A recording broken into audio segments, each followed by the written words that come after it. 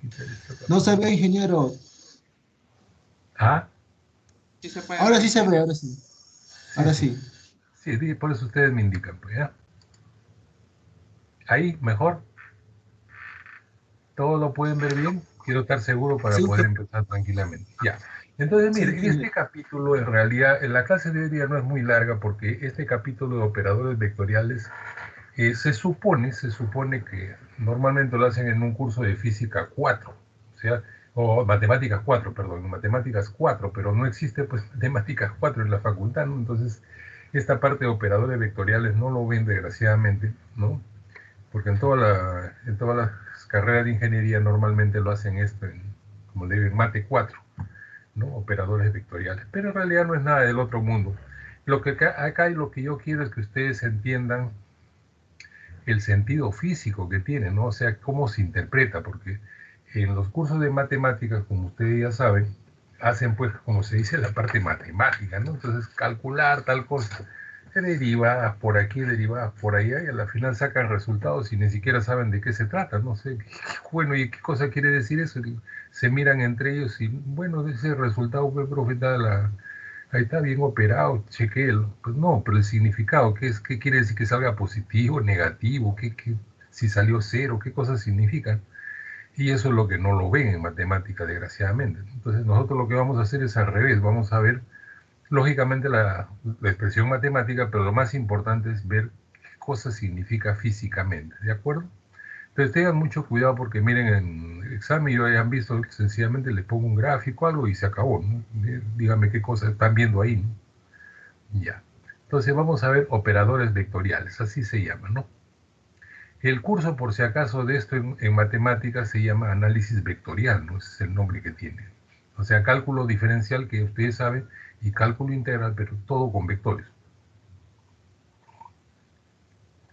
Sobre todo en lo de electricidad usan mucho, mucho, mucho esto, ¿no? Los físicos también, por supuesto.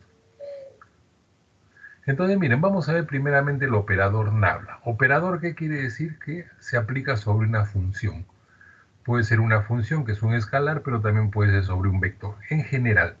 Entonces, este operador nabla, si la función es de tres variables, de x, y, z, entonces el operador nabla es este operador, derivada de la función con respecto a x, coma, derivada de la función con respecto a y, coma, derivada de la función con respecto a z, ¿no es cierto? Nabla aplicado en f.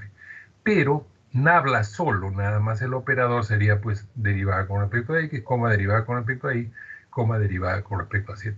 Este es el operador, por eso le llaman operador, o sea que acá no está aplicando, o sea, está simplemente escribiéndose nada más cómo es el operador. Si yo lo aplico en una función f, sería así, pues, ¿no? De f, de f, de y, de z. Entonces, como ven, es sencillo, ¿no? Un operador. Acá vamos a trabajar solo con coordenadas cartesianas nada más. En física ya más avanzada trabajan con coordenadas cilíndricas, esféricas, en fin. Pero nosotros acá con cartesiano es más que suficiente para lo que queremos, ¿no? Entonces acá dice el símbolo nabla, este triángulo, ¿no? Se llama nabla. Se dice que nabla es un operador que para tres variables x y z es, este de acá sería, ¿no? Aplicando sobre esto. Listo. ¿Está claro, chicos? ¿Está, chicos? ¿Tan claro? O sea, el Sí, operador ingeniero. solamente indica cuál es la operación que se va a hacer, nada más. Cuando ya se aplica, y como vamos a ver más adelante, entonces ahí ya toma diferentes nombres, como vamos a ver. Este es el operador gradiente, miren. El gradiente, ¿qué cosa es?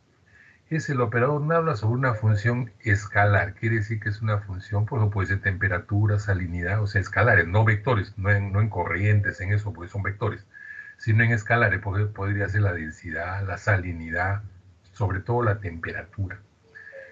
Entonces, esa gradiente es el operador nabla operado sobre lo que le llaman un escalar, un campo escalar. En oceanografía, ¿cuál es el que se usa más? Es el que se usa la temperatura, evidentemente, ¿no? Gradiente de phi, ese es el que se usa más, ¿no? Entonces acá, por ejemplo, esto es lo que hacen los matemáticos, ¿no? Supongan que phi de x y z, suponiendo, es 3x al cubo menos y cuadrado z cuadrado. Encontrar gradiente de phi en el punto P112. ¿Qué hacen? Muy sencillo, calculan el operador propiamente dicho, ¿no? La derivada con respecto a x, acá está, 3y al cubo, la derivada con respecto a y, 9x cuadrado menos 2y cuadrado, ¿no? Derivando eso. Y esta es la derivada con respecto a z. Y se acuerdan de física, los vectores IJK. Pues no, o sea, quiere decir que de la componente X, de la componente Y, la componente Z. Si yo tengo los valores que me dicen que X es 1 y igual 2, Z igual 2, perdón, X igual a 1 y igual a 1, Z igual a 2, simplemente reemplazo acá, pues, y A y es igual a 1, allá, entonces sería 3 por 1 al cubo por I. El otro, 9x y cuadrado, x vale 1 y vale 1, allá, 1, 1 al cuadrado, menos 2 veces y por z, allá 2, 1, 2 al cuadrado, listo. Más, este sería el 1, que en este caso sería menos, ¿no? Este término de acá, sería 2 veces y cuadrado por z, listo. Lo junto, lo opero un poquito y ya está, y este de acá me sale un vector, ¿no? Entonces, la gradiente de un campo escalar es un vector, por definición. ¿Por qué? Porque en la definición, observen, aparece IJK, que se pudo haber puesto también paréntesis, derivada con respecto a X, coma, derivada con respecto a Y, coma, derivada con respecto a Z, coma. Entonces, da lo mismo. Entonces, este es un vector, sería el vector 3, 1, menos 4, en el caso de esta operación de acá. Entonces, eso no hay que perder de vista. Si tenemos un campo escalar, entonces la gradiente es un vector. ¿El vector de dónde apunta? El vector apunta de la menor magnitud a la mayor magnitud. ¿Está claro? De menor a mayor. Siempre. Lógico, por definición, ¿no? Entonces, lo que vamos a hacer ahora es interpretar. La gradiente de un campo escalar es un vector. ¿Hasta ahí va bien, chicos? ¿Se entendió? ¿Está claro? Sí, Porque se define así, pues, ¿no? Por definición. O sea, no se demuestra esto, ¿eh? Se define así. O sea, no es que yo voy a demostrar esa expresión, no, ya es simplemente cálculo. Y este parámetro es muy, pero muy útil en oceanografía, vamos a ver ahora. Y también en meteorología, ¿no? Acá la gradiente también puede ser la gradiente horizontal, como también puede ser la gradiente vertical, ¿no? O sea, por ejemplo, acá, si yo quiero calcular la gradiente de esta, son dos isobras, 1012 y la otra 1008 milibares, o sea, o hectopascales, ¿no? Pues es la presión, ¿no? Presión acá, presión acá. La distancia C, y yo quiero calcular la gradiente presión, ¿no? La gradiente de la presión, pero voy a calcular la gradiente en la vertical y también en la horizontal, ¿no? Entonces la gradiente horizontal, por ejemplo, sería acá, como varía de acá a acá, sería 1012 menos 1008, valor mayor menos valor menor, dividido entre la distancia. Que acá está pues, la distancia acá, 1500 metros, 150, ¿no? Sobre 60, sería 1.6 milibares por grado, ¿no?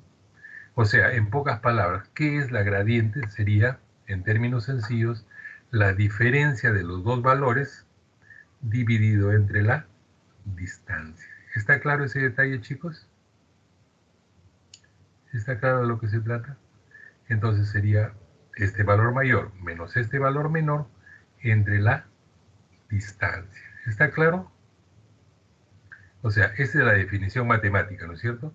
Y este de acá viene a ser el concepto, o sea, cómo se calcula la gradiente de presión ya en oceanografía y en meteorología. Es, repito, el valor mayor de este escalar, porque la presión es un escalar, menos la presión menor, dividido entre qué? Entre la distancia de cambio, ¿no? Delta P sobre D, ¿no? Delta P sobre D, gradiente de presión.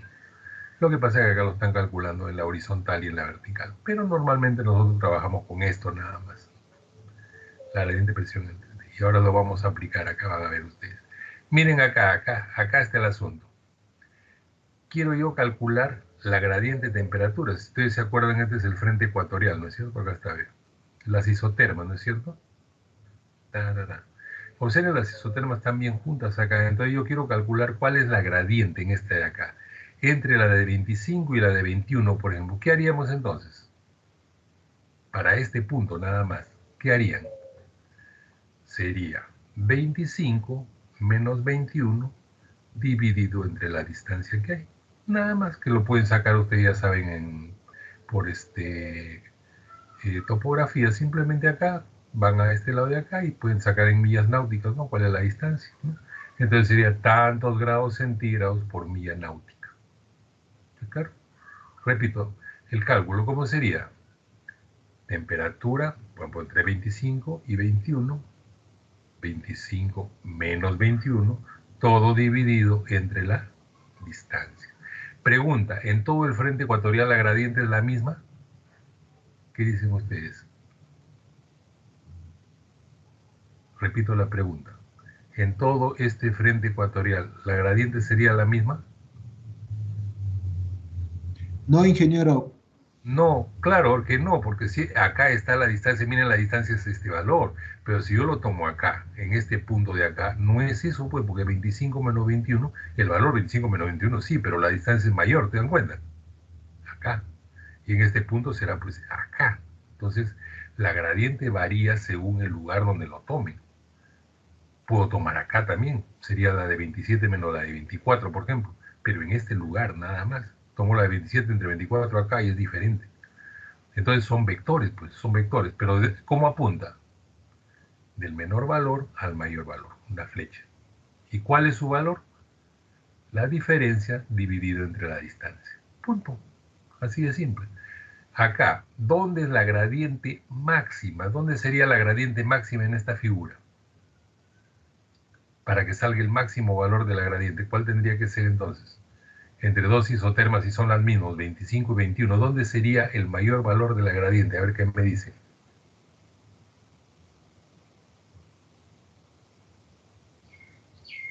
Repito la pregunta. Si yo tomo la isoterma de 25 y la de 21, ¿dónde estaría la máxima gradiente en esa figura? Ingeniero, la 24. No, o sea, mira, las isotermas que voy a usar son la de 25 y la de 21, ¿de acuerdo? En esos dos valores. Lo que yo quiero saber es dónde es la gradiente máxima en la figura. Los que están cercanos a la Ya, ya. ¿Será donde la distancia es más corta o donde la distancia es más larga? Más Más corto. corta. Más Más corta, corto, pues lógico, ingeniero. porque 25 menos 21 no va a cambiar, ¿no es cierto? Lo que va a cambiar es la distancia, y la distancia más corta está acá. Entonces la gradiente máxima estaría en este lugar donde está marcado el signo, ¿no? La elipse, ¿no? Acá. Acá estaría, no acá. ¿Por qué? Porque acá están más separadas. Entonces el valor de gradiente va a ser menor. El valor de gradiente es acá. Entonces, en conclusión, las gradientes máximas están donde las isóbaras, puede ser isotermas, isoalinas, estén más juntas, más pegadas. ¿Está claro ese detalle? ¿Se entendió el concepto? ¿Está bien? Acá mismo también yo puedo hacer la gradiente térmica acá, ¿no? Fácil, acá. ¿No? Porque acá tengo 17 grados centígrados, acá tengo 16, acá sería 15 grados centígrados, puedo ir a la gradiente acá, por ejemplo, 16 y 15, fácil. Observen que la gradiente máxima está acá, porque en esta zona de acá, no, porque miren, acá está más separado, ¿no? 16 y 15 están más separadas acá, por ejemplo. Entonces, la gradiente máxima está donde están más pegadas las isotermas, en el caso de este gráfico. Si fuera de isóbaras, sería donde están más pegadas las isóbaras. Así de simple. ¿Cómo se calcula? Según, bueno, ahí simplemente valor mayor menos el valor menor dividido entre la distancia. Eso es todo. ¿Está bien?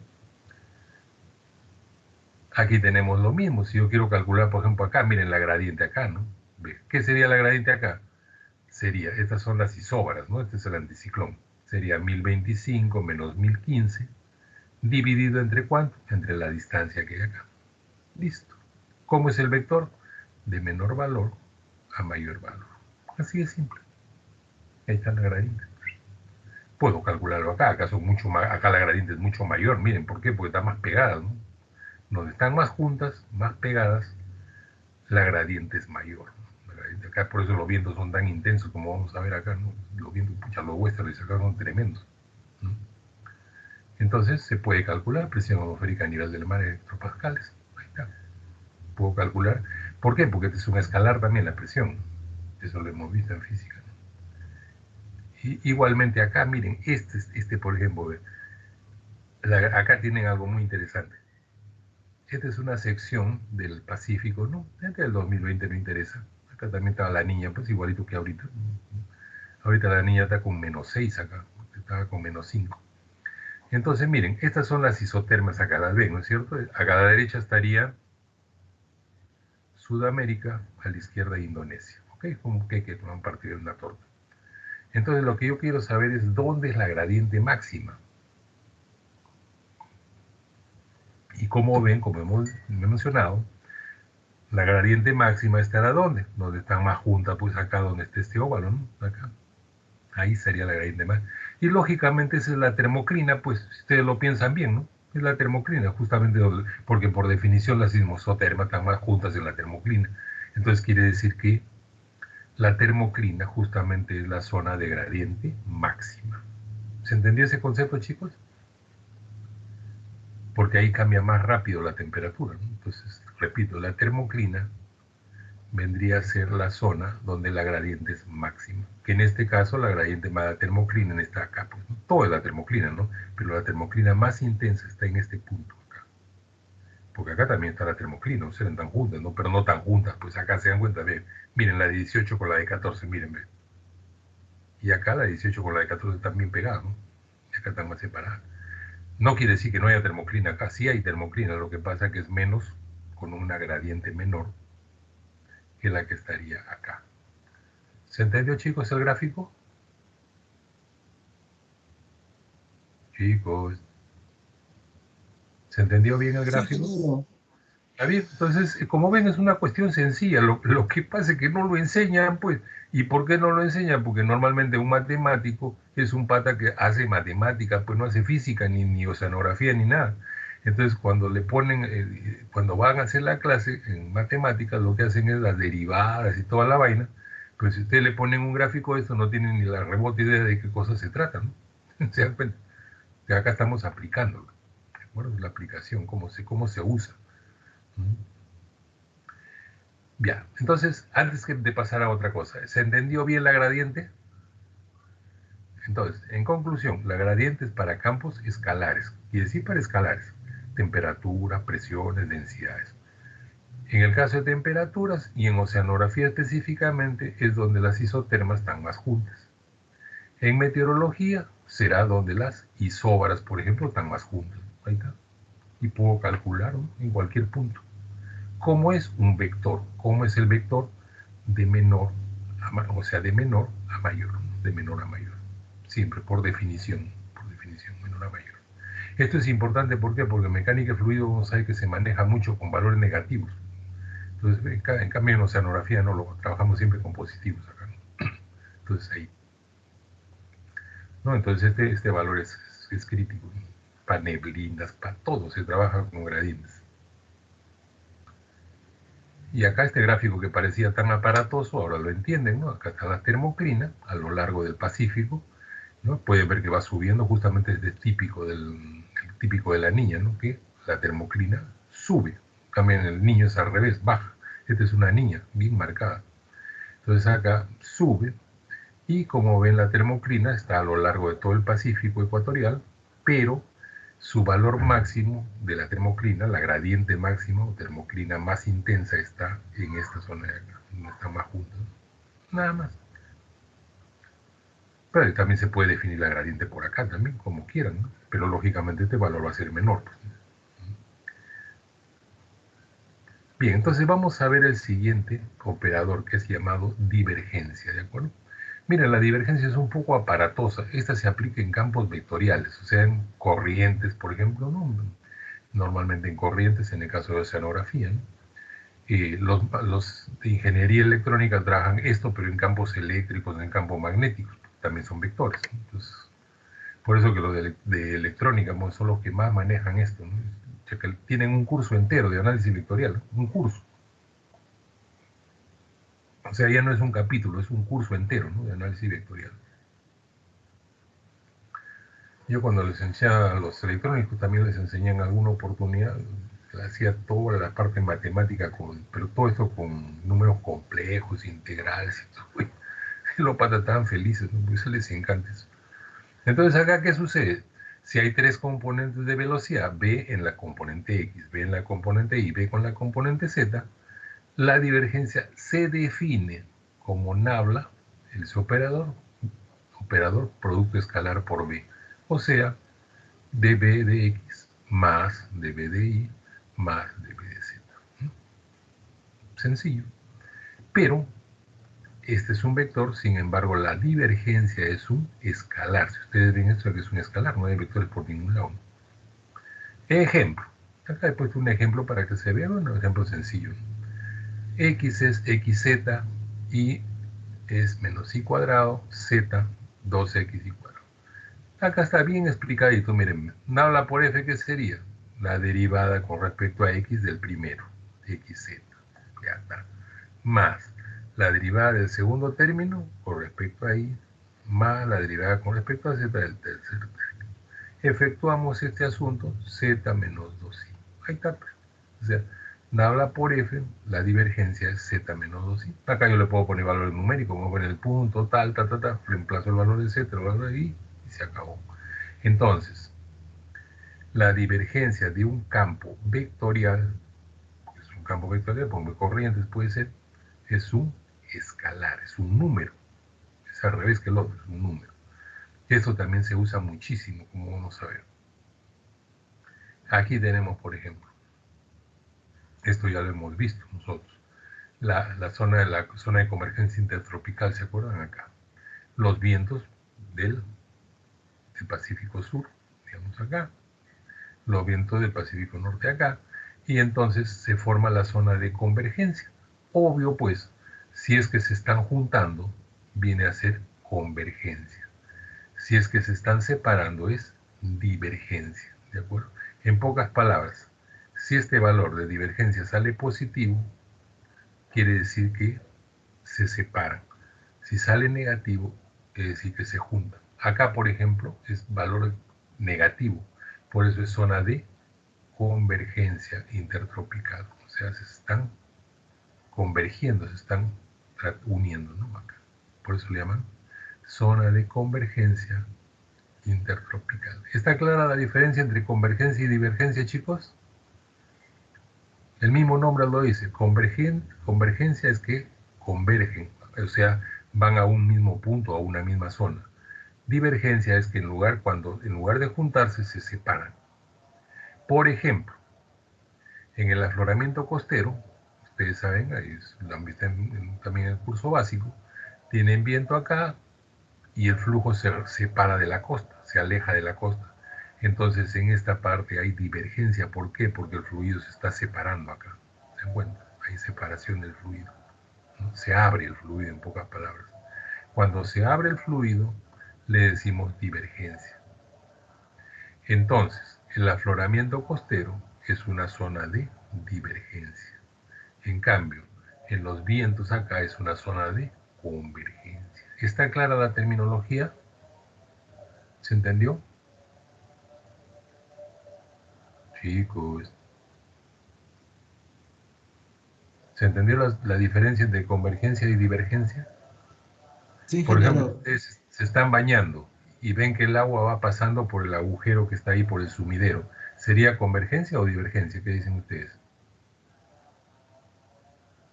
Imagínense, están en la ducha y el agua va pasando a la tubería. ¿Sería una convergencia o una divergencia? ¿Qué dice?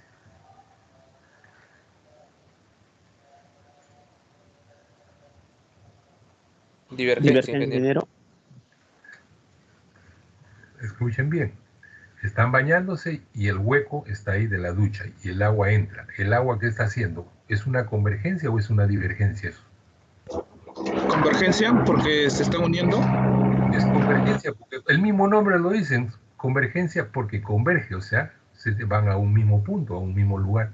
Entonces es una zona de convergencia. Si ustedes tienen una manguera y empiezan a rociar hacia arriba, ¿qué va a pasar con el fluido? Lo ponen verticalmente hacia arriba la manguera y la abren. ¿Qué pasa con el fluido? ¿Converge o diverge? Diverge, ingeniero. Diverge, claro, porque sale de un punto y se va a los costados, ¿sí o no? Entonces, como se va a los costados, está divergiendo. Entonces, esa es la terminología que deben conocer ustedes, porque ahí está, miren, en zona de convergencia tropical, que la divergencia se aplica en todo. Acá, miren, inclusive lo aplico en terremotos. Acá tienen el Pacífico, este sería lo que vendría a ser es un modelo, por supuesto, sería la placa, ¿no? La placa de Nazca, y acá la subducción que se mete debajo de la placa sudamericana. Esta zona de acá, ¿cómo sería? ¿Convergencia o divergencia? La zona donde la placa se hunde, ¿cómo sería esta zona de acá? Si la ven desde arriba, ¿cómo sería? ¿Convergencia o divergencia?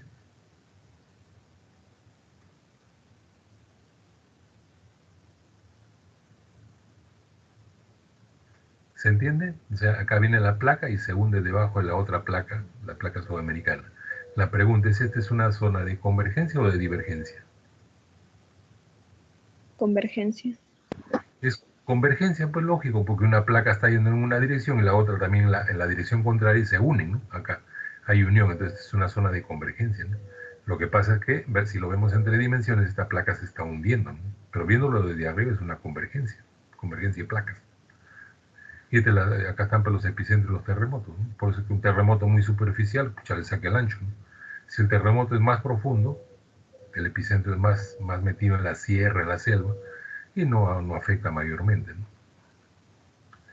Acá al contrario, miren, en el Pacífico, en la zona central, este sería en el Pacífico, en la zona central, aparece pues el ocean spreading, o sea, acá es divergencia, ¿no? ¿Por qué? Porque la placa va para acá y la otra placa se separa y va en la dirección opuesta. Y ahí está, pues, ¿no? Divergent plate boundary, o sea, la zona de divergencia de placas, ¿no? Divergencia, ahí está el nombre, miren. Bueno. Entonces hay que manejar esos 2 términos, hay que manejarlos con cuidado. Acá arriba tienen una convergencia de placas, miren, ven, y acá una divergencia de placas. O sea, no vayan a pensar que solamente se usa en oceanografía, ¿no? También se usa en geofísica, se usa en meteorología, ¿no? Si es positiva, es una divergencia, si es negativa, es una convergencia. Acá hay un montón de modelos, pero esto no vamos a verlo, muy complicado. Acá también la zona de la antártica de convergencia y divergencia se genera en esta zona de acá. Hay tanta divergencia, ¿lo ven? Divergencia, ¿no? Acá. Entonces acá también eso lo vamos a ver más adelante cuando veamos la parte de dinámica y vamos a ver, pucha, porque ya miren, ya mejor no miren lo complicado que es esto, ¿no? Frentes polares, frentes subtropicales, la muerte. Miren, el siguiente que vamos a ver es el denominado rotacional. El rotacional. Este es más complicado. Vendría a ser ¿qué cosa? El rotacional pues, que hemos visto en física, ¿se acuerdan? Habla por esto lo hemos hecho en física, ¿no? Y la única diferencia es que acá al momento de aplicar el operador, acá aparece la derivada con respecto a x, la derivada con respecto a y y la derivada con respecto a z. ¿No? Pues el operador. Y lo único que se hace es operar, pues acá, ¿no? El i sería este, y por este, menos este por este. El j, este por este, menos este por este, con signo negativo. Y el k sería este por este, menos este por este. Ahí está. Si ustedes lo ven ampliado, es esta cosa, ya que es aparatosa, ¿no? Y acá hay un ejemplito también. Si para un vector, o sea, el rotacional de un campo vectorial, pues de corrientes, también es un vector, ¿no? También. Ahí está, pues y j acá sale. Entonces acá tienen xz menos y cuadrado, Si operan esto de acá, igualito que al producto vectorial, la respuesta es 2x cuadrado, x menos 4 y 0. O sea, se opera simplemente. Pues, no le he puesto toda la operación porque es demasiado voluminoso. Pero acá está bien clarito, ¿no? Cuál es el operador y el ejemplo, ¿no? Nosotros no vamos a trabajar con la parte matemática, sino con la parte de concepto, ¿de acuerdo? Así como cuando le digo, a ver, flujo convergente, flujo divergente, ya ustedes al toque ya tienen que estar pilas, que le digo, la gradiente máxima está acá, la gradiente mínima, ¿no? Y cosas de ese tipo, la termoclina, todo, entonces ya ustedes tienen que asociarlo directamente, ¿no? El aparato matemático, eso lo dejan para el curso de matemáticas, ¿no? Ahí, ¿no? Y acá tenemos, por ejemplo, miren, ve, justamente los giros, ¿no? Los giros, los gyres que le llaman, ¿no? Ahí también. Estos giros justamente tienen una dirección o tienen otra de acuerdo pues a lo que le llama la rotacional, ¿no? La rotacional, que ahora vamos a ver que hay un término mucho más sencillo, ¿no? ¿De acuerdo? Acá hay un video también para ver sobre esto. Lo que está en rojo son corrientes cálidas, lo que está en azul son corrientes frías, ¿no? La corriente Perón es fría, por supuesto, acá está, ¿no? En azul. Esto es simplemente un bosquejo nada más, ¿no? O sea, no es exacto. Acá está lo que vimos también la vez pasada, ¿se acuerdan? Acá, el agua caliente del Atlántico calentando Europa, ¿no? Si no fuera por esto de acá, esto sería frío, frío. El agua de la corriente del Golfo, caliente, pasa sobre Europa, ¿no? Al norte de Europa y calienta toda esta zona, ¿no? Si no sería, Europa sería como Siberia, ¿no? Toda esta zona de acá sería como Siberia. Gracias a esta agua caliente es que puede, digamos, sobrevivir. Esta agua, una parte también da vueltas por acá y después se vuelve a hundir y después se va por abajo, ¿no? Como hemos visto la circulación abisal, ¿no? Por acá abajo. Esto es lo que mostraban pues en esa película, ¿se acuerdan? ¿Cómo se llamaba? Donde se congela Nueva York y toda la vaina. La mañana siguiente, si no me equivoco. ¿No? El día después de mañana, ingeniero. Ah, el día después de mañana, ¿no? Sí, ingeniero. Sí, el día después de mañana. Entonces acá lo que hacían era suponer que esta corriente caliente se bloquea y gira acá abajo nada más, no llega arriba, entonces se enfría toda esta zona, ¿no? Pero por supuesto que la película era exagerada porque se congela, pues creo que en media hora se congela todo, ¿no? Es absurdo. Pues. Esto demora miles de años, ¿no? Entonces no es de un día a otro, pues, ¿no? Pero interesante la película, ¿no? Muy interesante. Lo mismo que 2012 también, que en la casa lo vi con su woofer ahí, un parlante grande para bajas frecuencias y mi señora pensó que era un terremoto, no salió corriendo. Y se sacudió, hasta la pared se sacudió. Felizmente que no hubo queja de los vecinos. Entonces, acá vamos a ver, esto viene a ser los giros, entonces, ¿a qué está asociado los giros? El mismo nombre lo dice, la rotacional, ¿no es cierto? Acá tienen, por ejemplo, para el Pacífico, ¿no? El South Pacific Gyre, ¿no? El gyre quiere decir giro, ¿no? No es una traducción exacta, porque gyre es una terminología que usan solamente los oceanógrafos, pero lo han traducido como giro. Bueno, peor es nada, ¿no? Entonces ahí tienen el gyre, acá tienen el del Norte Pacífico, observen acá, del Norte Pacífico. Acá tienen el subpolar, que es en sentido opuesto, el subpolar acá en las Aleutianas, ¿no? Y acá también el este de Australia también tiene su giro. Entonces todas tienen giros, ¿no? Las corrientes, no hay ninguna corriente. Solamente las ecuatoriales, como ven acá, que se las vamos a ver después, que digamos son lineales, ¿no? Pero las otras todas tienen giros. La corriente peruana también, pues, tiene su giro. Entonces los remolinos en el mar también, por supuesto, tienen giros, ¿no? Acá tienen un video que ustedes lo pueden ver.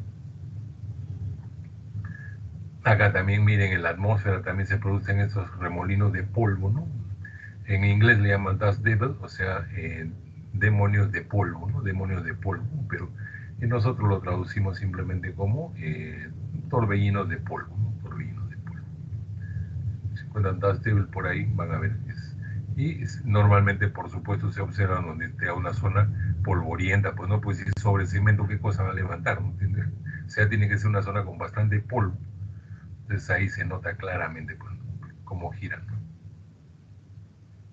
Inclusive en Marte, miren, esta es una foto en Marte y acá ustedes pueden ver arriba, miren, ve, ahí está el torbellino, ¿no? Ve. Este es un torbellino, parece un tornado, ¿no? Es mucho más alto que en la Tierra, ¿no? Porque la atmósfera es muy delgadita y además la gravedad también es menor, ¿no? La mitad, ¿no? Es el valor de la mitad de la gravedad de nosotros, entonces se levantan. Son torbellinos, también asociados a giros, ¿no? Acá ven la nave, ¿no? El robot, ¿no? Que ha tomado la foto. Este es Marte, así es, el color de Marte es así, un color medio ladrillo. Entonces acá viene algo que ustedes sí tienen que conocer, es la vorticidad. Miren, ¿qué sucede? Vamos a explicarlo con calma. Esta ecuación, vamos a poner acá un segundito, esta ecuación como ustedes ven está en 3 dimensiones, ¿sí o no? IJK. Pero ¿qué sucede? En oceanografía, pues los giros no son en el plano horizontal igual que en el vertical, ¿no? En el plano vertical son muy lentos, como el caso del afloramiento, ¿no? Es muy lento ese giro. En cambio, los horizontales son mucho más rápidos, entonces, por eso es que en oceanografía y también en meteorología definen lo que se llama vorticidad. Vorticidad. ¿Qué cosa es vorticidad? Muy simple, es asumir que el fluido solamente tiene componente X y componente Y, o sea que el fluido está moviéndose en un plano, en este caso sería digamos, la superficie, ¿no? O paralelo a la superficie. Entonces en meteorología también trabajan de esa manera, ¿no? Entonces, ¿qué sucede? que la vorticidad es definido simplemente como la parte bidimensional, o sea, en pocas palabras, la componente z nada más, porque es la única que va a tener derivada con respecto a x y derivada con respecto a y, ¿no? ¿De acuerdo? Si yo derivo esto de acá, observen, hago el producto vectorial de estos dos, el 0 solamente me va a salir la componente z nada más, ¿no? ¿Y cuánto vale esa componente z? Componente y sobre x menos componente x sobre y. O sea, en pocas palabras, de todos estos términos, miren, vamos a verlo acá, de todos estos términos, porque acá hay 3 términos, solamente trabajan con el tercero. ¿Por qué con el tercero? Porque sencillamente acá tienen ustedes ceros, pues, ¿no? Derivada de bz es 0 empezando, y derivada de bi con respecto a z pues es 0, entonces a la final todo se va y solamente queda el tercer término. Entonces, en pocas palabras y en términos sencillos, en oceanografía se trabaja solamente con el tercer término, nada más. ¿Cómo le llaman a ese término? Le llaman vorticidad. Matemáticamente no lo voy a hacer acá porque es demasiado laborioso, pero si un fluido gira con velocidad angular omega, su vorticidad es el doble, es 2 veces omega, o sea, numéricamente hablando, ¿no? Entonces, si yo giro con una velocidad angular, por ejemplo, 36, vamos a poner 30 RPM, entonces su vorticidad será 2 por 30 RPM, o sea, 60 RPM. ¿Está claro ese concepto, chicos? Repito, yo tengo un long play de esos antiguos que gira 33 RPM. ¿Cuánto sería su vorticidad entonces?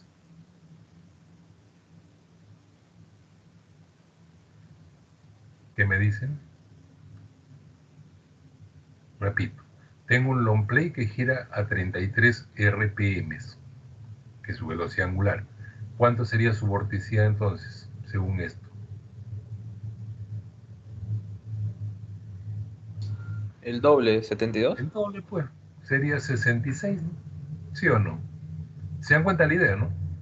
O sea, si yo tengo un objeto rotando a 33 RPM, quiere decir que su vorticidad será 2 por 33, pues, o sea, 66 RPM. ¿Se dan cuenta? Entonces es bien simple, ¿no? Es el doble, matemáticamente se puede demostrar eso. Yo eso lo hago en un curso ya más avanzado, ¿no? Tengo que poner ahí un modelo de flujo, en fin, una cosa. Pero ese se demuestra que es el doble, ¿no? O sea, es bien sencillo, numéricamente es el doble, nada más, ¿no? Y la velocidad angular la estoy poniendo en RPM porque es algo que ustedes lo conocen, pues, ¿no? ¿De acuerdo? En la Tierra, ¿cuánto sería? A ver, chicos, ¿cuánto es la velocidad angular de la Tierra que me dicen? ¿Se acuerdan? Física. ¿Cuál es la velocidad angular de nuestro planeta? ¿Se acuerdan? Lo hicimos en física. Sería un giro cada 24 horas, ¿sí o no? ¿Y en radianes cuánto es eso? Sería 2 pi radianes sobre 24 horas. ¿Se acuerdan? Entonces, la velocidad angular de nuestro planeta sería 2 pi radianes cada 24 horas. ¿Su vorticidad cuánto sería entonces? Sería 2 por 2 pi radianes sobre 24 horas. El doble, pues. Así de simple. ¿Mm? ¿Está bien? ¿Se entendió? Pues no se olviden que la velocidad angular también es, por definición, en radianes sobre tiempo, ¿no? Entonces, 2 pi radianes cada 24 horas, la vorticidad sería el doble, 2 por 2 picos sobre 24 horas. ¿Está bien? Ya. Matemáticamente también se puede demostrar que si el giro es así, el vector, en este caso, es hacia arriba, ¿no? El giro, la velocidad angular es hacia acá, entonces será vorticidad positiva. Si el giro es en este otro sentido, la vorticidad es negativa y es hacia abajo. ¿Está claro? La velocidad angular es hacia abajo. Eso ustedes se acuerdan de física, ¿no? ¿Se acuerdan la regla de la mano derecha que le llamamos, ¿no? Si gira en este sentido, entonces la velocidad angular es en este sentido, vorticidad positiva. Si gira en el sentido contrario, vorticidad negativa y es hacia abajo, La velocidad angular es hacia abajo, ¿no? Porque no se olviden que la velocidad angular también es un vector, ¿no? Entonces es doble. Entonces, esos conceptos se manejan en oceanografía y en meteorología. Fluido con vorticidad positiva, fluido con vorticidad negativa. ¿De acuerdo? La Tierra, por ejemplo, nuestro planeta, tiene vorticidad positiva. Esa es una manera de acordarse, ¿no? La Tierra tiene vorticidad positiva. ¿Por qué? Porque su giro justamente es así, ¿no? De oeste a este, ¿no? Así, gira. Y la velocidad angular es un vector que estaría en los polos, en el polo norte, ¿no? Así. Esa es la forma como digamos así, se define, ¿no? Esto yo sé que es un poco complicado, chicos, pero mejor es verlo ahora que cuando yo esté hablando le diga, mira el fluido, la divergencia, la convergencia, ¿qué? La gradiente, la vorticidad, y no entienden, pero ni pigo, ¿no? Así que no conocen esto, ¿de acuerdo? Entonces, aquí, por ejemplo, tenemos lo de la Tierra, justamente ahí está, miren, ven. Tenemos la Tierra girando. Entonces,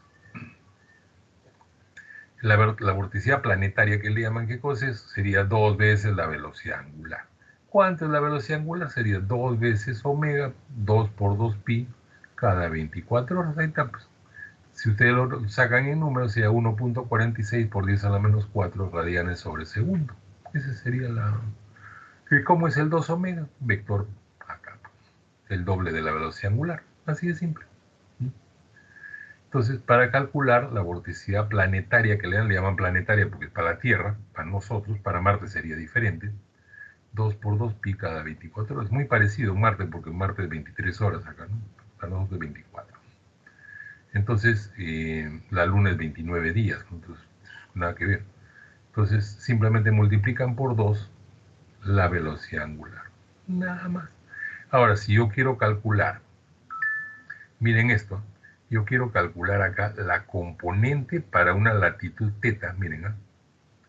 O sea, el 2 omega está acá, ¿sí? O el omega acá, listo, ya. Yo quiero calcular cuál es la componente a esta acá, Entonces sería el 2 omega, ¿no es cierto?, multiplicado por el seno de teta, ¿no es cierto?, porque este es el ángulo complementario. Sería el coseno de este ángulo, que es lo mismo que el seno de teta. Sería 2 omega seno de teta. A este valor de 2 omega seno de teta, en pocas palabras, la componente de la vorticidad planetaria en este punto se le conoce con el nombre de parámetro de Coriolis, así le llaman. Entonces, ¿qué sería el parámetro de Coriolis en términos sencillos? Sería la componente de la vorticidad de la Tierra en un punto determinado de latitud teta. Listo. Evidentemente en el ecuador, F seno de teta es igual a 0. ¿No? Teta es 0, seno de teta es 0. Por lo tanto, F también es igual a 0. En el hemisferio norte, los ángulos son hacia arriba, F es positivo. En el hemisferio sur, F es negativo, ¿no? Porque acá no se ven, los ángulos son hacia abajo y el seno acá es negativo, ¿no? En el hemisferio sur, los ángulos teta son hacia abajo y por lo tanto el seno es negativo. Entonces es negativo en el hemisferio sur. Entonces este parámetro de Coriolis cambia de signo de acuerdo al hemisferio y es 0 en la zona ecuatorial. En la línea ecuatorial es 0, ¿no? El parámetro de Coriolis. Ahora, ¿por qué se hace este parámetro de Coriolis? Porque la siguiente clase, ya con calma, vamos a ver, ¿no?, hasta que han podido digerir esto, vamos a ver de que las ecuaciones que gobiernan el movimiento del océano y de la atmósfera dependen de F. F sale por todo lado. Entonces, ese F es el que complica todo porque el F cambia de signo, o sea, en el hemisferio norte al hemisferio sur cambia de signo, ¿no? Si le sale una ecuación por ahí con raíz de F, a llorar, pues no, porque sale un número imaginario acá, ¿ves? Que F menor que 0, una raíz de un número negativo, ¿no? Entonces, por eso es que es tan importante, y lo hago por separado, conocer este tipo de cuestiones, ¿no? La vorticidad, en fin, la divergencia. haciéndolo, como ustedes han visto, de una manera lo más simplificado posible, en el sentido de no hacer todo el aparato matemático, porque si no, no vamos a olvidar. Esto se puede sacar también con matemáticas, ¿eh? Esta expresión se saca. Pero como le digo, es muy engorroso. Aquí lo pongo de frente, ¿no? Y de una manera física nada más. F lo pongo como el componente de ¿quién? De 2 omega. Ahí está. ¿Dónde? En un punto de la Tierra donde teta es la latitud. Se acabó. Sin necesidad de hacer tanto rollo y tantas ecuaciones, ¿no? En un curso de posgrado, por supuesto, se hace toda la maraña matemática y llegan exactamente a lo mismo y al final no han entendido nada. Es una cosa horrible, ¿no? Ya después me di cuenta. La vorticidad absoluta vendrá a ser pues, la vorticidad relativa más el F, ¿no? Este es un término que usan para modelos, ¿no? F, porque no se olviden que también el fluido puede estar girando de por sí, ¿no? ¿De acuerdo? Le agregan la vorticidad de la Tierra y tendrá la vorticidad absoluta, ¿no? La aceleración también es algo parecido, ya miren las expresiones, ¿no? ¿Qué quiere decir esto? Así de simple, miren. Quiere decir que cuando un fluido acelera, ¿no? En el caso del océano, la atmósfera, entonces hay dos componentes. Un componente que depende del tiempo, que es este de acá, y otro componente que depende de la forma del fluido, ¿no? La forma del fluido. Nosotros no vamos a entrar en tanto detalle, simplemente diremos que la aceleración depende de dos componentes. Uno del tiempo, que llama la aceleración local, ahí está, y el otro que depende de la forma del fluido, que es aceleración advectiva, así le llaman, aceleración advectiva. Y si la aceleración local, si este término de acá es cero, el flujo le llaman estacionario. Entonces a mí lo que me interesa es que comprendan qué es un flujo estacionario y qué es un flujo no estacionario. Eso es lo que a mí me preocupa, ¿de acuerdo? Entonces tienen que prestar mucha atención a lo que les voy a decir. Miren, supongamos que yo tengo un fluido y le tomo una foto ahorita, ¿de acuerdo? Entonces ahí voy a tener los vectores de velocidad, ¿sí o no? El campo de velocidad. Ok. Supongo que vengo dentro de una hora y le tomo otra foto al fluido y me sale exactamente el mismo campo de velocidad, o sea, los vectores igualitos, como si no hubieran cambiado. En ese caso, decimos que el flujo es estacionario. ¿De acuerdo? ¿Se entendió? Repito. Inge, repita, por favor. Claro que sí, ya. Tú tienes, por ejemplo, un fluido. Tú ves el fluido y pones vectores ahí, ¿no es cierto? Los vectores de velocidad. Ok. Suponte que tienes el fluido y le tomas una foto. Y por ahí con los vectores, las flechitas. Ok. Vienes más tarde, a las 1 hora, 2 horas, tomas otra foto exactamente del mismo lugar y resulta que los vectores no han cambiado. Son igualitos. ¿Qué dirás del flujo? Que es estacionario. ¿Qué cosa estás diciendo entonces cuando te dicen que el flujo es estacionario? ¿Cuál sería el concepto? Los vectores se mantienen en la misma dirección. Claro, los vectores son iguales, ¿no? Los vectores no cambian, ¿no? ¿De acuerdo? O sea, o dicho ya de una manera más apropiada, dirías, el campo vectorial, no sé, porque es un campo, ese campo vectorial no cambia. Nada más. ¿De acuerdo?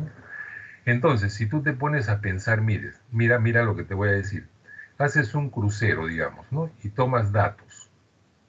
Por ejemplo, en la zona norte. Empiezas digamos, por Chimbote y te vas hasta Paita. ¿Qué tienes que asumir para poder hacer tus diagramas, tus gráficas de temperatura, salinidad y todo? ¿Qué tendrías que asumir? ¿Que el flujo es estacionario o que no es estacionario?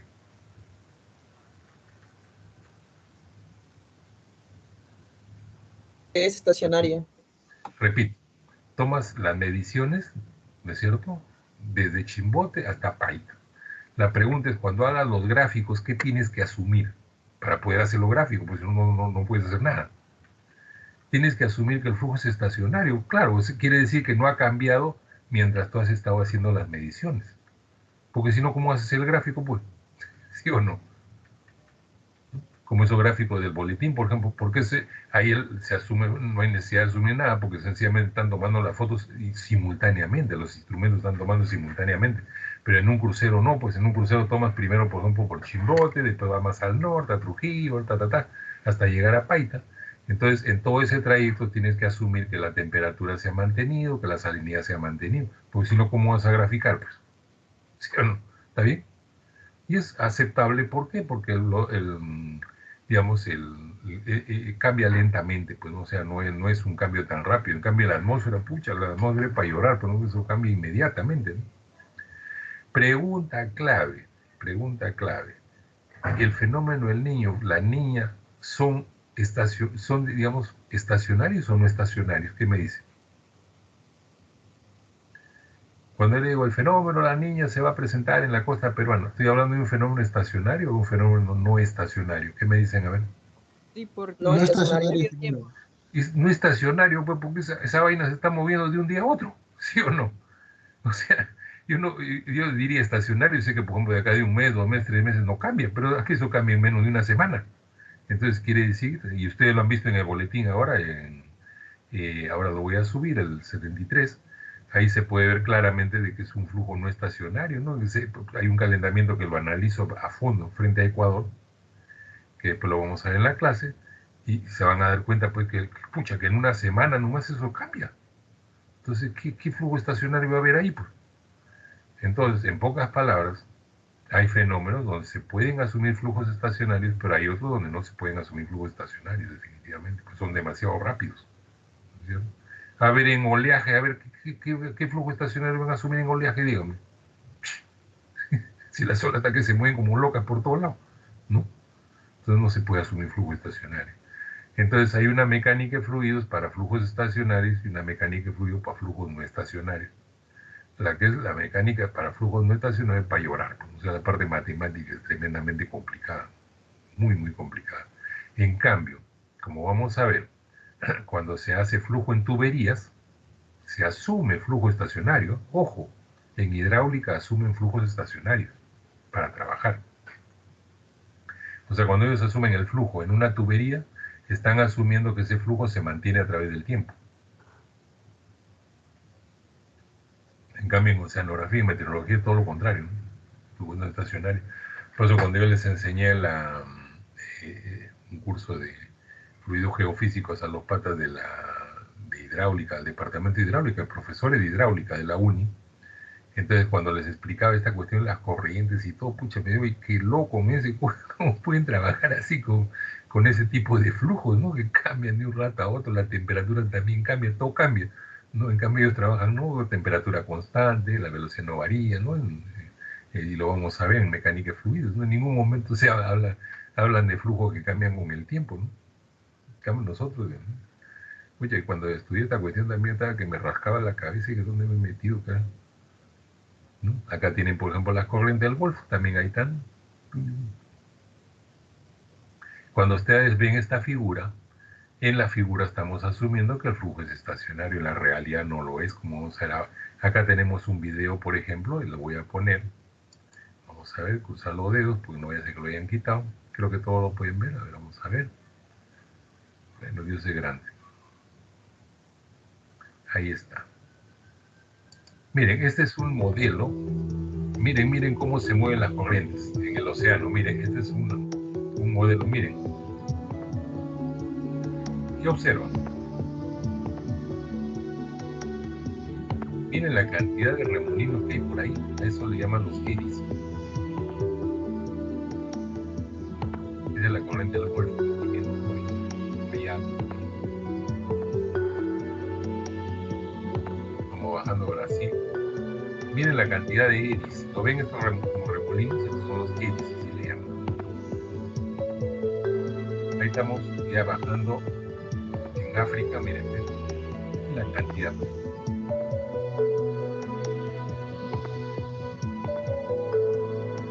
Entonces ahí vemos la vorticidad. Algunos giran en una dirección, otros giran en la otra, otros, miren, estamos por la India.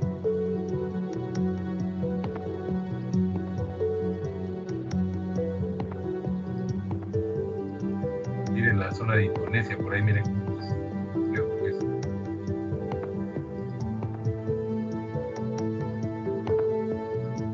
Por Japón también la corriente como allá.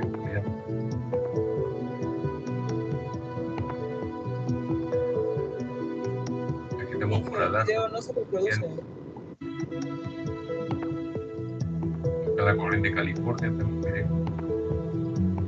Miren por Centroamérica también, miren la cantidad de remolinos que ofrecen. Ahorita sale la costa peruana abajo, ¿no? Ven a la derecha. Es del Perú, miren, ve. También, ve. O sea, no es la corriente peruana así como ustedes se la imaginan, bien bacán, no, miren la cantidad de torbellinos ahí que hay. Miren en la zona sur, en la pasaje Drake, ¿no? La zona del estrecho de Magallanes, frente a la Antártida. Ahí está la corriente circular ártica, miren cómo se mueve. Australia, la Tasmania.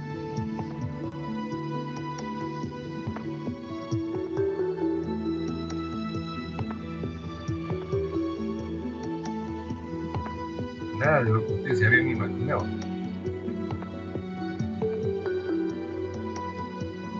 Están las corrientes ecuatoriales.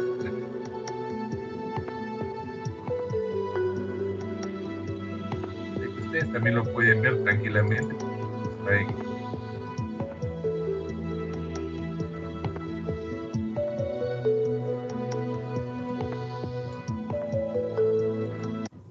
Entonces ustedes tranquilamente lo pueden ver porque también está en el que lo voy a subir, ¿no? La clase. Entonces ahí está. ¿Qué les pareció a ver este modelo, chicos? La verdad, ¿se imaginaban que las corrientes eran así? ¿Qué me dicen? Ingeniero, yo pensé que las imágenes eran medio normal, pero con el video que nos mostró estaba muy interesante. Se dan cuenta que es completamente diferente a lo que ustedes se imaginaban, ¿no? Uno se imagina pues así como los dibujos que ven, ¿no? La corriente, que calientito, frío, ¿viste? Es una cosa pues y esto varía de ¿qué? En hora va variando, ¿no? ¿Se dan cuenta? Entonces es bien complicado. Ahora, y eso que es solamente el modelo del océano, ¿eh? La atmósfera es otra, ¿no? Es tridimensional todavía. Entonces, es bien complicado, ¿no? Bien complicado, ¿no? Entonces, este video por eso lo encontré y dije, no, esto lo voy a pasar en clase para que ustedes vean en realidad cómo son las corrientes marinas, ¿no? Y como pueden ver acá, y lo que hemos visto de vorticidad, todo no es de adorno, miren la cantidad que hay por acá, ¿ves? Por acá, la cantidad de remolinos. Repito, el nombre de esto es EDI, E-D-D-Y, EDI. Eso lo vamos a estudiar más adelante, ¿no? Aquí hay otro más, a ver, vamos a ver. ¿Salió algo? A ver.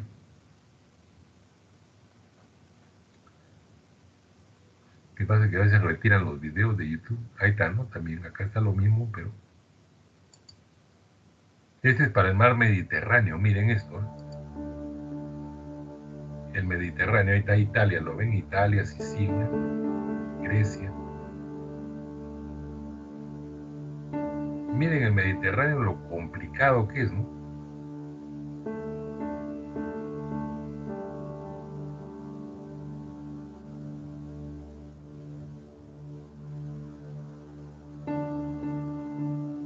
Fíjense, ve cómo se forman aquí estos series, ve. Y acá hay otro. Cantidad de eddies por todo lado.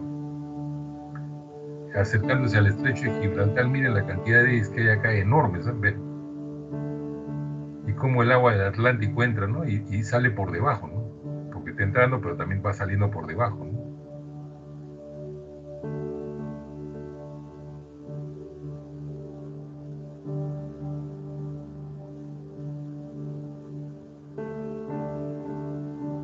Todavía le ponen musiquita de piano.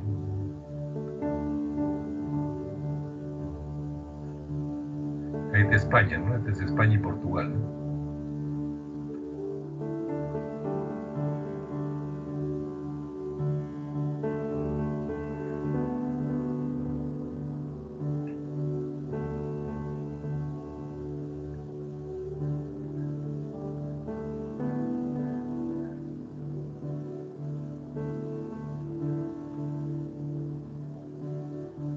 Esta es Inglaterra, ¿no? De Francia, esta es Francia. Miren ahí en ese estrecho, ¿no? Justo al frente de Normandía, en esa zona. A ver, miren cómo cambia de dirección, ve acá. Miren, ¿se dan cuenta cómo cambia de dirección? Miren. Tapa al norte y después de un ratito, va al sur, ve.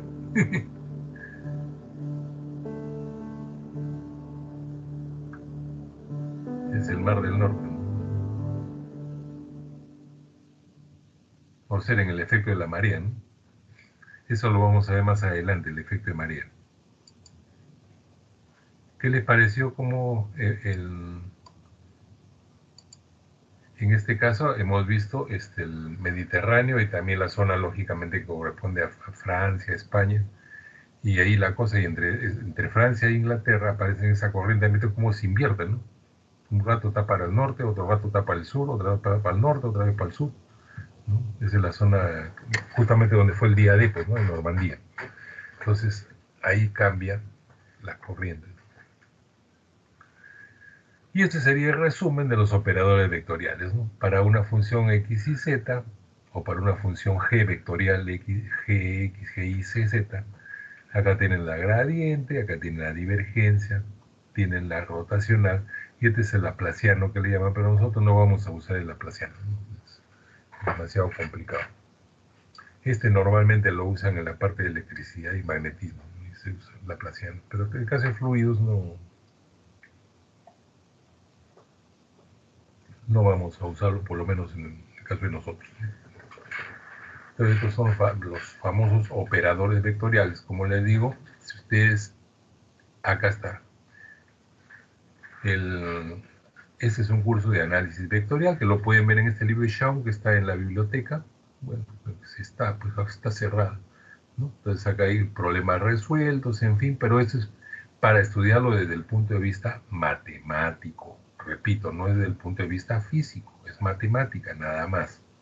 Y este de acá, que también es de la misma colección Shaw, ¿no? Es el libro de Aires, tiene 1175 problemas de matemáticas, y uno de los capítulos es justamente la gradiente, la divergencia, pero a menos nivel, por supuesto, ¿no? Porque este es para antegrado. Normalmente se lo usan los de electrónica, a nivel de antegrado, ¿no? Los de electrónica lo usan que es bien amplio, ¿no? Los físicos también usamos este. Pero el de acá lo usan para todas las carreras de ingeniería y no hay ningún problema, ¿no? Si a mí me dirían, ¿qué libro deberían conocer un alumno que es de antegrado antes de terminar su carrera? Yo les diría, este libro deberían dominarlo, ese libro. Suficiente, tiene 1175 problemas resueltos. Ojo, si en algún momento ustedes lo pueden adquirir, en Amazonas lo encuentra de segunda mano, tercera mano, cuarta mano, en fin. Ahí lo encuentran baratísimo, y son baratos estos libros, y es un libro que les va a servir para toda la vida, porque la matemática no cambia. Entonces, yo tengo la edición original en inglés, la tengo. Entonces, de esa manera, estos dos libros son los claves para este análisis vectorial. Más que suficiente, ¿no? Porque hay otros libros también que acá tengo, son mucho más avanzados, el Harvey Lass, en fin, pero eso ya lo usan para física avanzada, pero no, a nivel de ustedes ni hablar, no vale la pena. Pero cualquiera de estos dos, sobre todo acá el de cálculo diferencial e integral, le sirve para toda la carrera, con toda seguridad. Bien útil ese libro. Los libros antiguos venían más teoría, palabreos, este tiene teoría cortita nada más, 2 hojitas, y después vienen problemas propuestos y problemas resueltos, ¿eh? Ojo. Entonces tienen, pero cualquier cantidad. ¿Qué les pareció, chicos, lo que hemos hecho? ¿Está bien? ¿Está bien los videos que hemos visto? Creo que acá había uno más, a ver, déjenme ver. Puse uno por acá. Este de acá. A ver, ojalá que YouTube no lo hayan sacado, porque a veces lo sacan. Unos fregados. Ahí va. A ver, crucen los dedos, que salga bien. Ajá, acá tienen el torbellino que le dio en Marte. Dust Devils, ¿no es? Los demonios de polvo, ¿no? Dentro de un cráter marciano. Y por aquí lo vamos a ver. Ahí está, ¿lo ven? Ve. ¿Cómo cruza? Por acá, miren, por donde está la flechita y ahorita va a aparecer. Ahí está, ¿ve? ¿Lo ven? Ve, ve. Esa es por si acaso en Marte, ¿eh? O sea, no es aquí en la Tierra, es en Marte. Y ahí hay otro, miren, bebé, ¿lo ven? ¿Ve cómo se va desplazando? Ve. Problema con esto que ensuciaba los paneles solares, entonces tenía que poner limpia parabrisas, ¿no? Ahí está, miren, otro, miren cómo se acerca la nave, ¿ve? ¿No? Y cruza, ¿no? Como Pedro en su casa, ¿no? Ahí está, ahí va otro, ¿ve?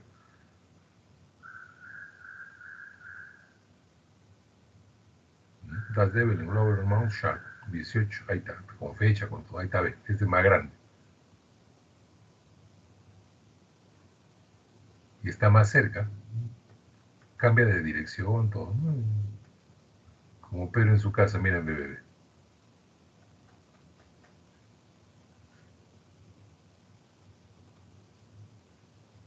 Están viendo el planeta Marte, chicos, ¿eh? No es broma, es el planeta Marte.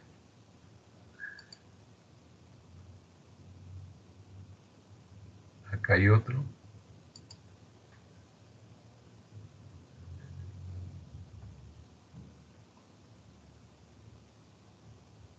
Ahí está. Miren, miren, miren, miren. Go, Patrick. Este es de la Tierra, claro. Oh, wow. Awesome. En sitios donde hay polvo se nota. It's coming this way. Oh my god. Look how big it is. Look at that's getting cold. Oh, wow. Bueno, aparte de ensuciarle no lo va a matar. Pero ya ensució la cámara.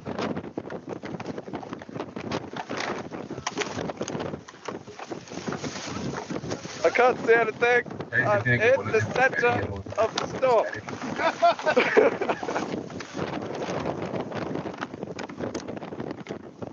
Woo! Oh my god. El campamento no existe, esto lo va a levantar en peso.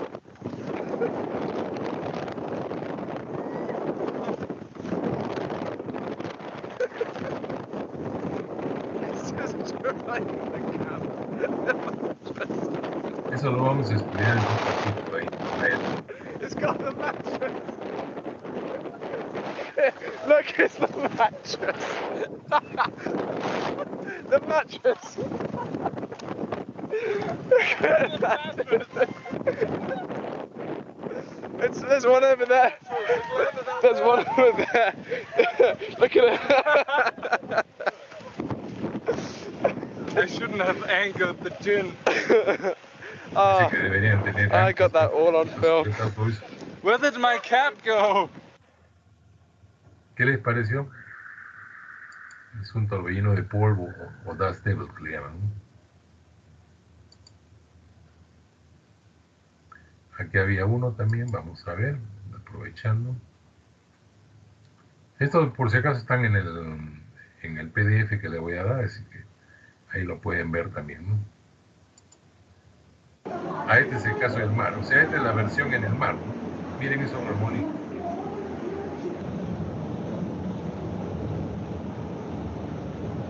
Señores remolinos.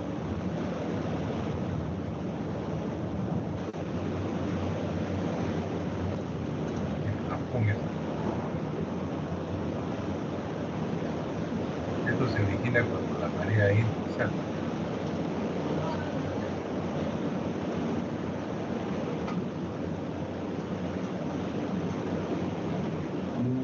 Es una zona 100% remolino.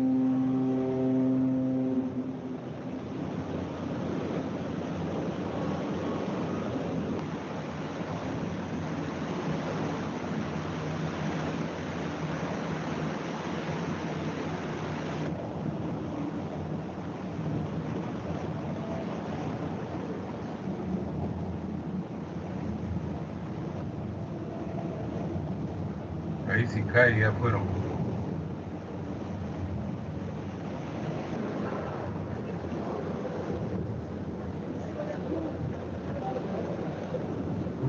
se vacía la marea ahí es donde se produce esto.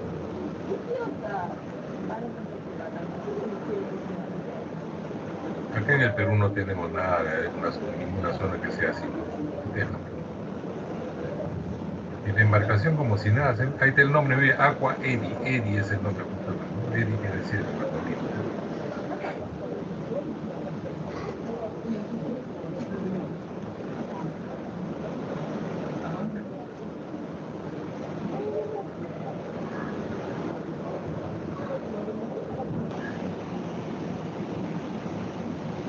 La embarcación motoriza, ¿no?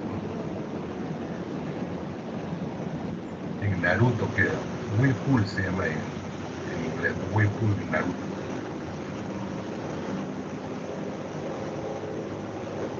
Japón.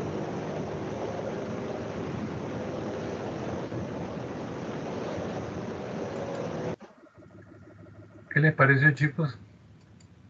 O sea, lo que estamos estudiando no es una cuestión de adorno, no. Vamos a ir uno más antes de terminar.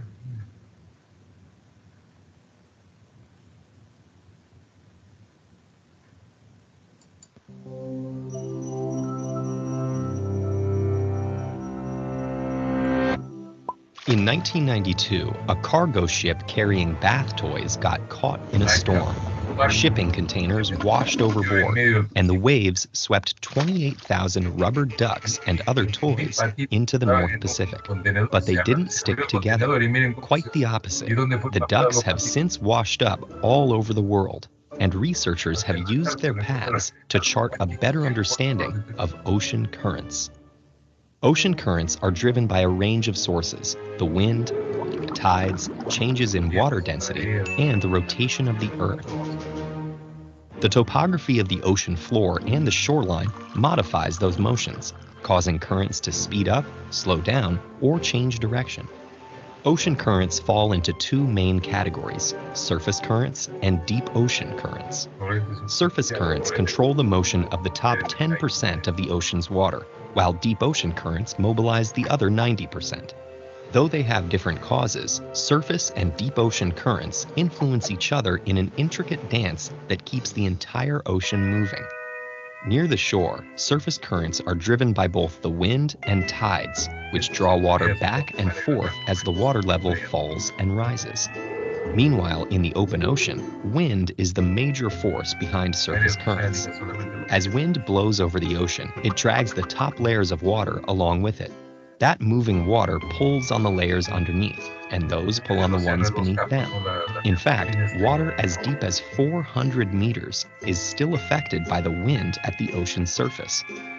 If you zoom out to look at the patterns of surface currents all over the Earth, you'll see that they form big loops called gyres, which travel clockwise in the northern hemisphere and counterclockwise in the southern hemisphere.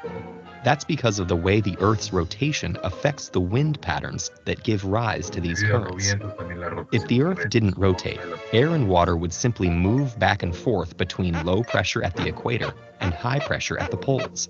But as the Earth spins, air moving from the equator to the North Pole is deflected eastward, and air moving back down is deflected westward.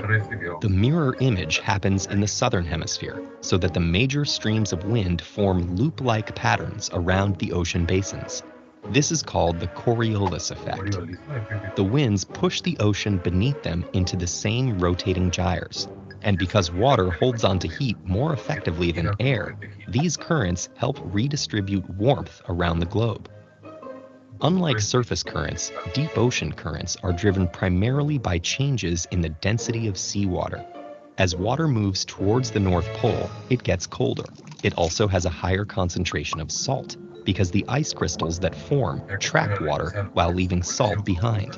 This cold, salty water is more dense, so it sinks, and warmer surface water takes its place, setting up a vertical current called thermohaline circulation. Thermohaline circulation of deep water and wind-driven surface currents combine to form a winding loop called the global conveyor belt. As water moves from the depths of the ocean to the surface, it carries nutrients that nourish the microorganisms which form the base of many ocean food chains. The global conveyor belt is the longest current in the world, snaking all around the globe, but it only moves a few centimeters per second. It could take a drop of water 1,000 years to make the full trip. However, rising sea temperatures are causing the conveyor belt to seemingly slow down. Models show this causing havoc with weather systems on both sides of the Atlantic, and no one knows what would happen if it continues to slow or if it stopped altogether. The only way we'll be able to forecast correctly and prepare accordingly will be to continue to study currents and the powerful forces that shape them. What about the creatures that adapted to survive in these swirling seas? Take a closer look at some truly fascinating ocean dwellers with these two animations. Lamentablemente el video está en inglés, no había otro en castellano. Bueno, en castellano, aparte de canciones, no hay otra cosa, ¿no? Cuestiones técnicas, muy poco ahí. Bien, chicos, entonces, ¿alguna pregunta sobre los operadores? ¿Está bien? Entonces, acá la idea no es que ustedes se aprendan el operador nada, ni los dios, que lo conozcan simplemente, pero lo que sí tienen que saber perfectamente es qué es la gradiente en términos físicos, cómo evaluarla, la divergencia también, cuándo es divergente, cuándo es convergente, la rotacional, que en este caso más que todo es la vorticidad, ¿no? Porque es bidimensional, la vorticidad, cuándo es positiva, cuándo es negativa, cuál es la vorticidad de la Tierra, ese F, ¿no? Que hay que conocerlo porque ese F es el determinante, como vamos a ver después, y nada más, suficiente, ¿no? Para el curso, digamos así, para lo que ustedes deben conocer, ¿no? Ya a nivel de posgrado ya se hace pues todo el detalle, toda la maraña de matemáticas, en fin, pero no vienen al caso en nosotros, ¿no? Porque si vamos a hacer todo eso, pues olvídense que el curso tendría que ser, ¿cuánto? 2 años, y se queda corto, ¿sí? Para poder completar. ¿Alguna pregunta más, chicos? Entonces yo les voy a subir ahora como siempre, ¿no? La presentación en PDF para que sea pese menos también. Y entonces, ahora sí, ya, entonces lo voy a subir en PDF y listo, ¿de acuerdo? Ahora también tengo que tomar el examen de semestral. ¿Alguna cosita, chicos? ¿Alguna pregunta? ¿Todo bien? Ingeniero, un favor, en el Zoom web, de la Zoom web de la universidad ya no existe y sería bueno si nos daría ahorita ya nuestras notas, porque no, ¿en qué web no podríamos ver? Porque no tenemos. Mira, ha sucedido de que la Zoom web, tú sabes, no sé, creo que no ha pagado la universidad, no sé qué problema ha habido, la cosa es que la Zoom web ahora ya no funciona. Entonces, yo he subido las notas, así como todos los profesores estamos subiendo en un archivo PDF que lo estamos mandando a la escuela profesional. Entonces la escuela tiene las notas, pero no se sabe exactamente dónde la van a publicar. Pero en todo caso la escuela es la que va a tener que hacerse responsable, pero de arriba, como se dice, todavía no han dicho exactamente cómo se va a publicar esas notas, cómo va a llegar, no se sabe, honestamente, como yo no estoy en escuela, yo soy jefe de departamento nada más. Entonces, en escuelas tendrán que definir. En este caso sería pues el doctor Dávila, ¿no? Luis Dávila, que él es el director de escuela. A él le tendrán que dar las instrucciones de dónde va a subir eso. Pero yo ahorita, por Dios, que no sé dónde van a subir la nota. Pero yo ya puse las notas del curso, eso sí. Ingeniero, sería bueno si nos mostrara ahorita las notas, solamente para ver nuestras notas y ya, para no ser mucho larga. No puedo hacerlo porque no puedo mostrarles a todos en bloque, la nota es personal y tú lo sabes, ¿ya? Por eso cuando lo publican ahí va a salir todo, ¿no? Pero no es tan mal, hay algunos que lógicamente pues no han estudiado nada, pues, ¿no? Si ustedes, miren, el examen así oral es de que todo el mundo se da cuenta que hay algunos que no sabían, pero nada, pues, ¿no? En cambio había otros que sí lo han hecho muy bien, ¿no? Y también sus trabajos y todo, ¿no? Entonces, ese es el asunto, ¿no? ¿Está bien? El trabajo profesional, yo he visto que algunos lo han hecho muy bien, dedicados, o sea, interesados. Hay otros que han puesto cualquier cosa, ¿no? Y que en realidad se nota porque solamente lo han hecho porque, bueno, en fin, ¿no? Dios es grande y hay que hacer algo, ¿no? Pero no porque hayan tenido la buena voluntad de hacerlo, ¿no? ¿Ya? Entonces, ese Eso sería todo. La próxima clase ya nos vemos para ver las ecuaciones de movimiento y ahí lo vamos a hacer ya en más detalle estas ecuaciones, porque si lo hago ahorita se va a hacer una mezcolanza terrible. Entonces yo lo que espero es que para la próxima clase ya todos estén claros de la divergencia, del F, sobre todo ese F que es muy importante, el parámetro Coriolis, ¿no? Como se sabe, el doble de la velocidad angular, ¿no?, de la Tierra por el seno de la latitud, ¿no? Entonces eso hay que tenerlo bien claro. ¿Por qué? Porque ese F aparece hasta en la sopa, como se dice, aparece por todo lado, ¿no? ¿De acuerdo? Ya, chicos, entonces estoy viendo comida por acá. Ok, entonces ya nos vemos la próxima semana para continuar con las clases normales, ¿ok?